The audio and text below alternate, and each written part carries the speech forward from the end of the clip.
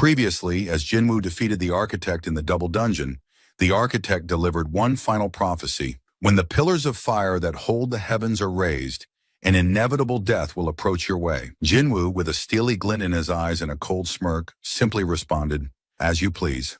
Meanwhile, the association members outside the dungeon were waiting for the hunters to return. They note that it's been an hour since the members of the Hunter Guild went in and begin to worry about what might be happening inside. Soon they see the hunters returning. Judging by their condition, they are shocked that even the elites of the Hunter Guild ended up like that. They wonder what exactly happened in the C-rank gate. Woo Jin-Cheol approached the Bravery Guild members, asking for their help in moving the bodies of the deceased. Stunned, they quickly agreed. Behind them, Jin-Woo also exits the gate, thinking to himself that the system architect is now gone, and he still doesn't have all the answers to his questions. After they all make it out, Woo Jin-Cheol tells Jin-Woo that around 20 top-ranked elite hunters have died. If this had been a dungeon break, the damage would have been unimaginable. He then asks Jin-Woo how he knew there was a double dungeon inside this particular gate. Jin-Woo responds that the dungeon summoned him there, explaining he received a message telling him to come.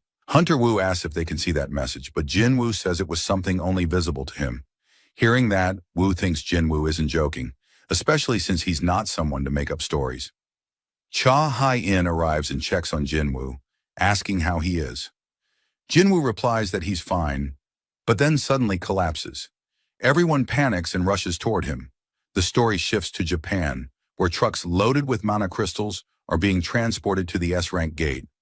Watching this, Hunter Yuri Orlov comments that 200,000 tons of mana crystals should be enough to power the magic circle.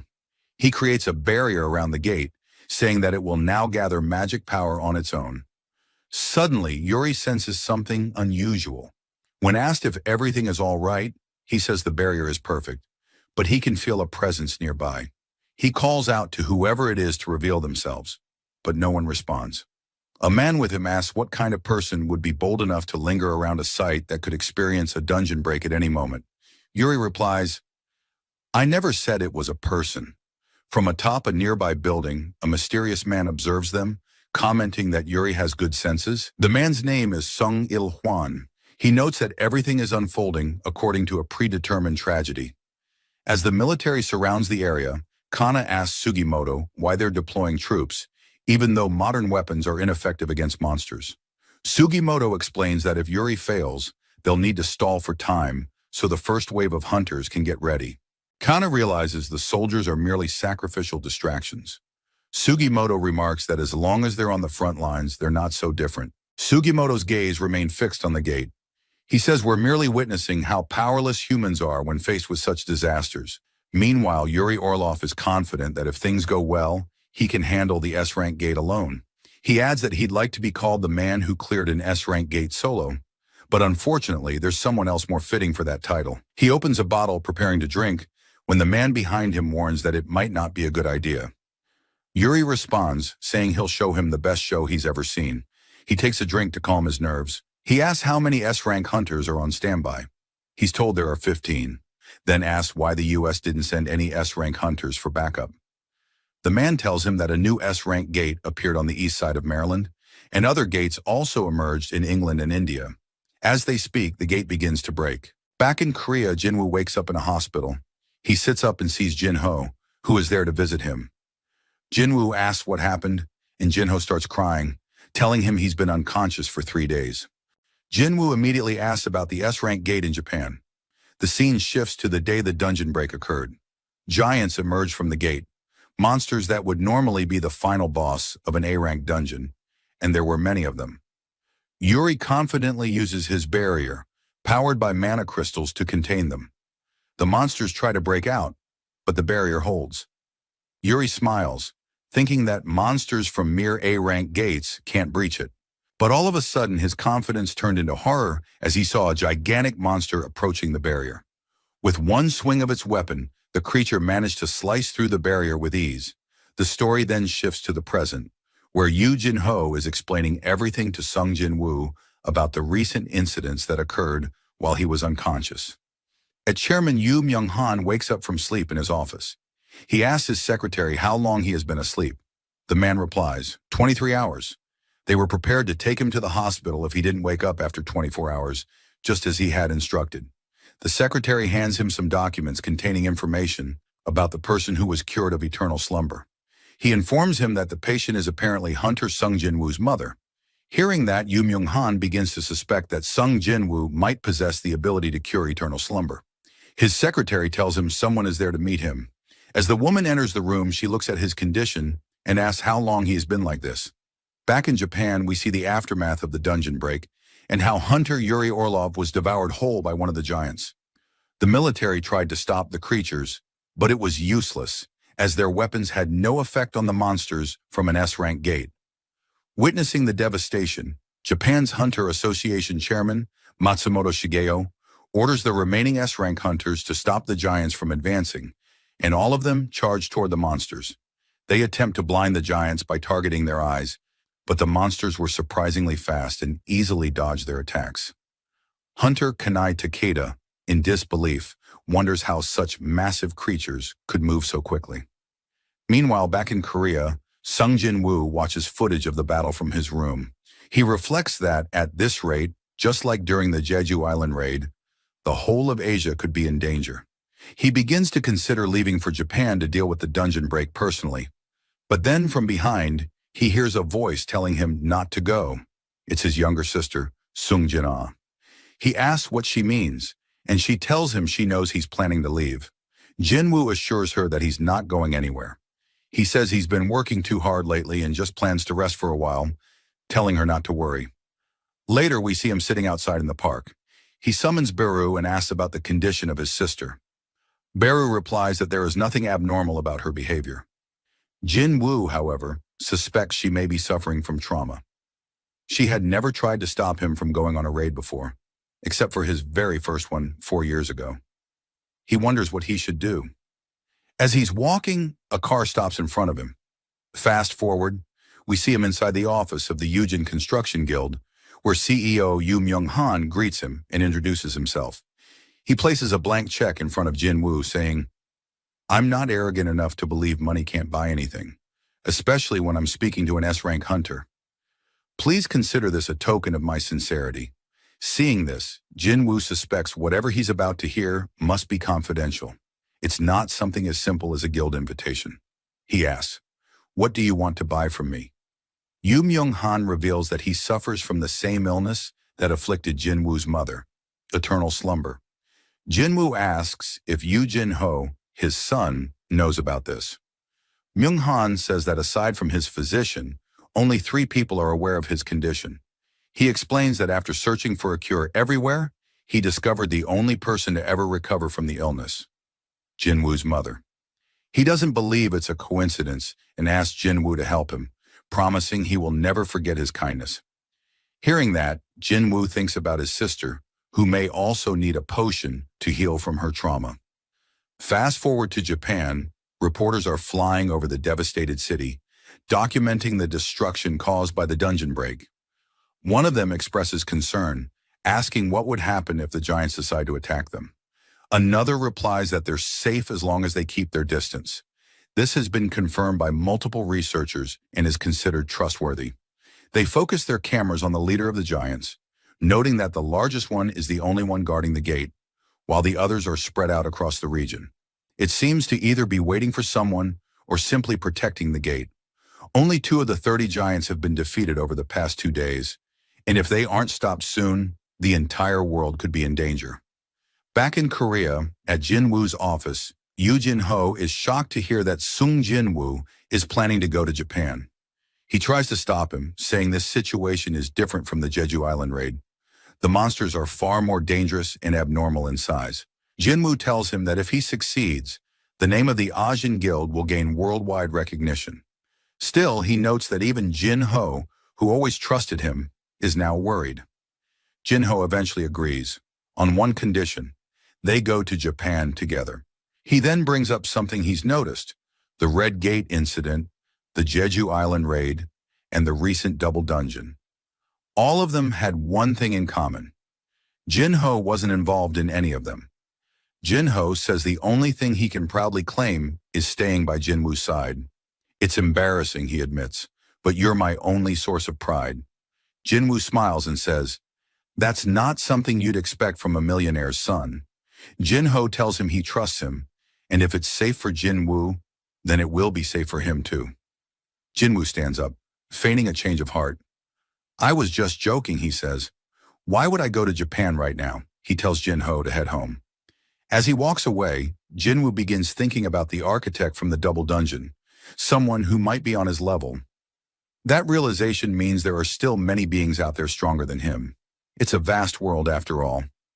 After arriving home, he's greeted by his mother. While eating, he asks about Jinna. His mother replies that she said she wasn't hungry. Jin-Woo starts to reflect on Yoon Myung-han, Jin-Ho's father, and how he claimed to suffer from eternal slumber. Jin-Woo doesn't truly know what kind of person he is or if he's really afflicted. The remaining holy water of life is limited, so he must use it wisely. Once finished with dinner, Jin-Woo tells his mother he's going out for a while. He knows there are people out there stronger than him, but as long as his growth continues, he needs to be on the battlefield to become stronger. Before leaving, he visits Jinna in her room. "We need to talk," he says. Sitting beside her, he wonders where to begin. He confesses that he almost died recently. Turning to her, he sees no reaction. "I'm always in dangerous situations," he explains, "but this time was different. I really thought I'd die. I made it out alive," he continues, "and I'm grateful for every time I come home." He pats her head and promises that this time too he'll return. He thanks her for stopping him from leaving this time. With tears in her eyes, Jinna replies, "You would have left anyway." Jin-Woo smiles and responds, "But I'll come back." We fast forward to a press conference held by Chairman Go Gun-hee regarding the dungeon break in Japan. Jin-Woo has decided to head there himself to deal with the S-rank gate. At the airport, just as Jin-Woo is about to leave, he notices something. Despite his efforts to stop him, Jin-Ho has managed to follow him. Realizing there's no other way, Jin-Woo reluctantly gives in. Together, they prepare to board the plane and face what lies ahead in Japan. The story shifts to Japan, where the military is trying to rescue survivors from the ongoing disaster. A soldier tells the civilians that there's only room for 3 or 4 more people, urging them not to waste time worrying about those who might not survive, as the giants are approaching.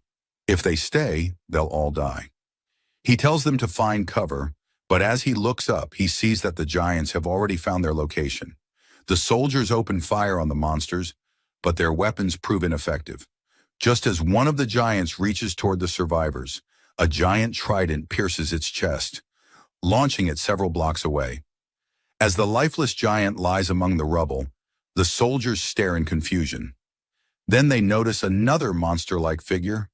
This one is protecting them. A man approaches, telling them to evacuate immediately because the area is no longer safe. It's Sung Jin-Woo. At that moment, rocks began falling from the building and flying straight toward the citizens. But Jin-Ho arrived just in time and shielded them with his large shield. Then, Jin-Ho told Jin-Woo that he would stay behind and help the survivors escape. Hearing that, Jin-Woo prepares to take out all the monsters in the area. Alongside Jima, he charges at the creatures. The giants are no match for Jima's strength, and it takes out multiple enemies with ease. Seeing this, Jin-Woo also jumps into the fight and slices one of the giants in 2 with a single swing of his dagger. The scene shifts to the Scavenger Guild in the United States, where some hunters are discussing Jin-Woo's actions in Japan. One comments that Lady Selner didn't enhance Jin-Woo's powers. Another scoffs, saying that even though he reawakened, every hunter has limits, and Jin-Woo will eventually die at that level. They start betting on how long Jin-Woo will last in this raid. As they mockingly discuss it, a voice interrupts from behind. Thomas Andre, the Scavenger Guild's guildmaster. He says he'd bet the entire guild building that Jin-Woo will survive. Then he warns them to worry more about the S-rank gate that just appeared in their own territory. The dungeon break is tomorrow, and he wonders how many of them will survive that battle. Looking out the window, he remarks that Japan might have been fun, but tomorrow will be entertaining in its own way. Back in Japan, news outlets are broadcasting live footage of the city as Jin-Woo's summons deal with the giants. A giant screams in agony as Ant King Baru's minions devour it alive. Another giant chases a small girl, who runs in fear. Just as the monster's about to catch her, a shadowy figure appears and slices off its hand.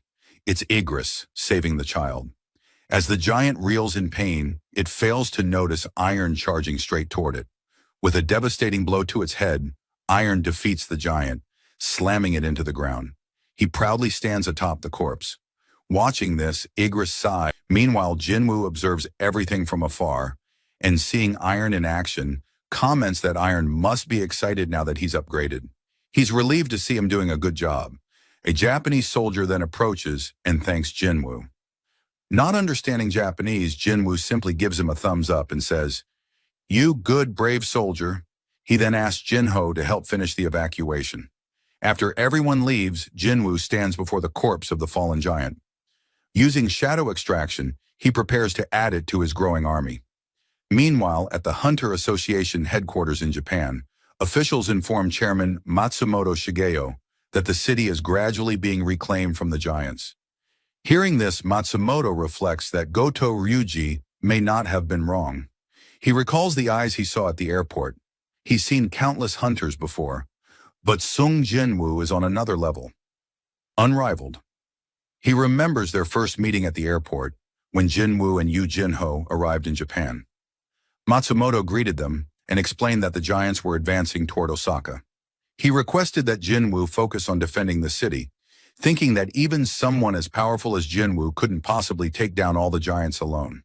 While Jin-Woo handled defense, Matsumoto planned to negotiate support from other nations. However, to their shock, Jin-Woo declined the request. Instead, he boldly declared that he would defeat all of the giants by himself. The scene shifts to Jin-Woo, who is contemplating names for his newly extracted shadow soldiers. He decides to keep it simple by numbering them from 1 to 5. As he finishes, Baru appears and informs him that another enemy has been eliminated. Jin-Woo names that one number 6. Before moving on, he tells Jin-Ho to rest for now. Jin-Woo thinks to himself that things have been relatively easy so far. But this is only the beginning. His shadow soldiers continue sweeping through the country, annihilating the giants. These powerful summons even heal themselves after being defeated, making them nearly unstoppable. However, due to the S-rank gate's dungeon break, other portals have appeared, releasing lower-tier monsters that are also wreaking havoc. This has made simultaneous evacuation and suppression operations extremely difficult. Fast forward 7 days later, Jin-Woo and Jin-Ho are searching for remaining survivors and giants across the city. Eventually, they arrive before the massive leader of the giants, stationed at the gate. Seeing the size and destruction, Jin-Ho sighs and mutters that everything's ruined. Just then, they hear a familiar voice. It's Miss Hoshino Hankawa, the interpreter who previously traveled to Korea with Gotoruji. Jin-Woo asks her about the whereabouts of other hunters, but she explains that she's the only one left in Tokyo. The others are either dead or scattered. She adds that the giants have spread out across the country, but thanks to Jin-Woo, most have already been annihilated. Now the remaining giants are being dealt with by hunters and Jin-Woo's shadow soldiers. Jin-Woo says that means only one remains, the giant guarding the gate. Looking around at the devastated city, he's reminded of the demon castle. He begins to wonder, was this destruction a model?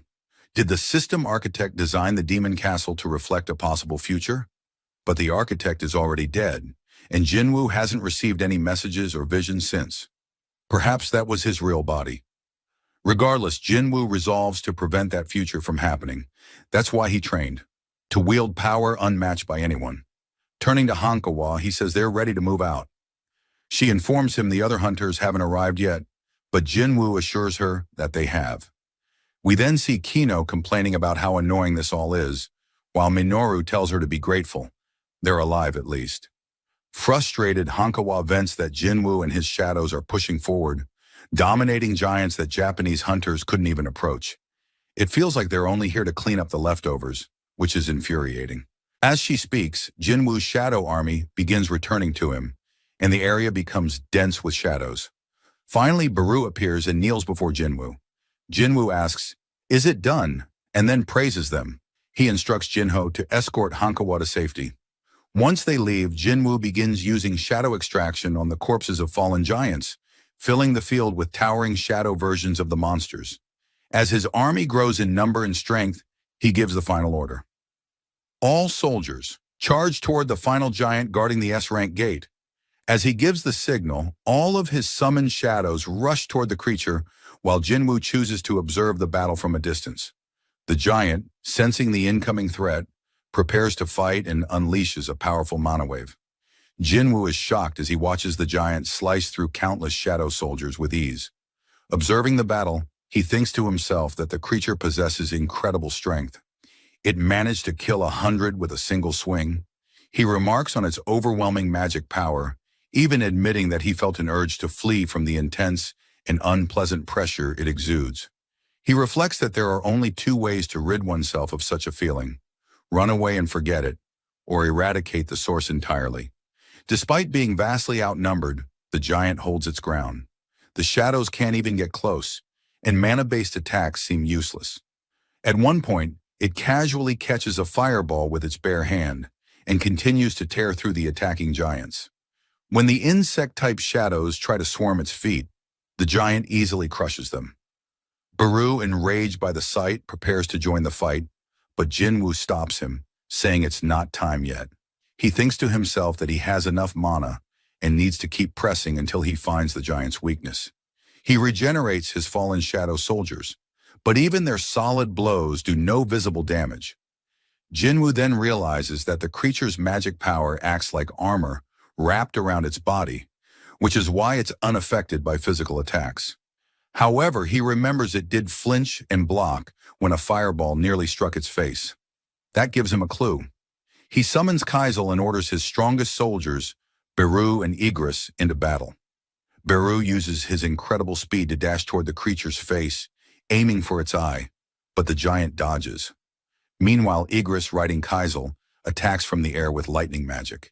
He fires a beam at the creature's face, but it narrowly evades the attack. Jin-Woo confirms that the giant's weak spot is its face. Its mana is only protecting the lower body. The creature retaliates by striking Kaisel, forcing the wyvern out of the fight. Just as the giant seems to gain the upper hand, it notices Igris charging straight for its face. The giant blocks the attack, but that momentary distraction is enough. Jin-Woo seizes the opportunity and lands a powerful blow, injuring the giant and making it scream in pain. Baru follows up with another assault, keeping the creature distracted long enough for Jin-Woo to prepare his next move. He summons all his strongest daggers and, using Ruler's authority, begins attacking the creature's face. From a distance, Jinho and Hanakawa watch in awe. Hanakawa remarks that this no longer looks like a battle between hunters and monsters. It's more like a clash of monsters against monsters. Back in the battle, Jin-Woo uses Violent Slash to destroy one of the creature's eyes. As it howls in pain, he signals to Baru, who enters the creature's skull through the eye socket. Jin-Woo keeps attacking from the outside while Baru ravages it from within. The giant begins to vomit blood and finally collapses to the ground. A notification appears. You have defeated the enemy. The episode ends here. Thank you so much for watching. I really appreciate it.